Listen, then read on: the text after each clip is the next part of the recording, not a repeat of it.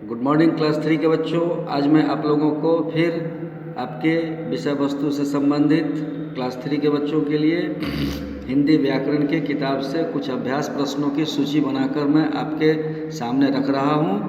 अब आप लोग इसको पढ़ें और फिर परीक्षा की तैयारी करें।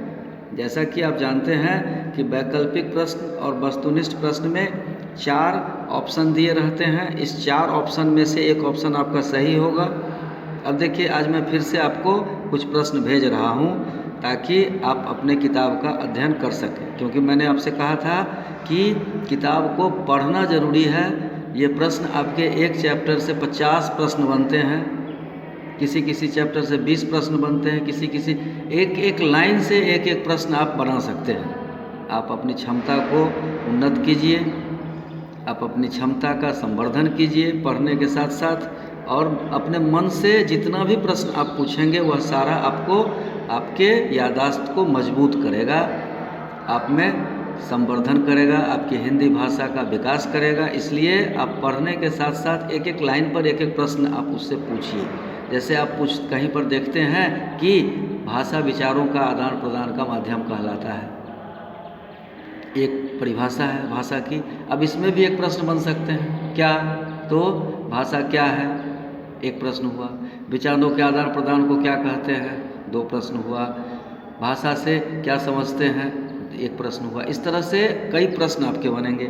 अब आपके पास मैं सबसे पहला प्रश्न रख रहा हूँ विशेषण चैप्टर से।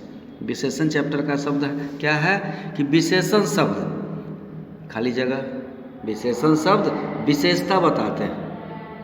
विशेषण शब्द विशेषता बताते हैं। किसकी विशेषता बताते हैं? संज्ञा की, सर्वनाम की, क्रिया की या भाषा की। तो विशेषण शब्द संज्ञा की विशेषता बताते हैं। इस तरह से आप इसको याद करेंगे। उसके बाद दूसरा प्रश्न है कि मैं तीसरी कक्षा में पढ़ता हूँ। इस सेंटेंस में आप देखिए, इस वाक्य में आप देखिए, यह तीसरी शब्द क्या है। विशेषण चैप्टर में आप देखिए तीसरी शब्द क्या है, तो आपको पता चल जाएगा कि यह तीसरी शब्द विशेषण है।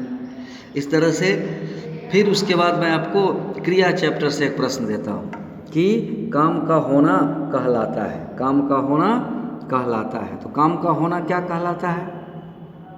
काम का होना क्या कहलाता है? तो काम का होना क्रिया कहलाता है। आपके पास 4 ऑप्शन है, संज्ञा, सर्वनाम, विशेषण, क्रिया। आप आंसर में क्रिया लिखेंगे। उसके बाद चौथा प्रश्न है, माली पौधों में पानी दे रहा है। इसमें क्रिया कौन है? एक सेंटेंस है, माली पौधों में पानी दे रहा है। इसमें क्रिया कौन है? माली, पौधा, पानी या दे रहा है। तो क्रिया की परिभाषा क्या है? जिससे किसी काम का होना या करना समझा जाए उसे क्रिया कहते हैं। इसमें काम क्या दिखाई दे रहा है? तो पानी को वो क्या कर रहा है? पटा रहा है, कहीं पौधों में दे रहा है, सिंचाई कर रहा है। तो दे रहा है, यह इसका क्रिया है। इस तरह से आप इसको इंगित करेंगे और यह आपका उत्तर होगा।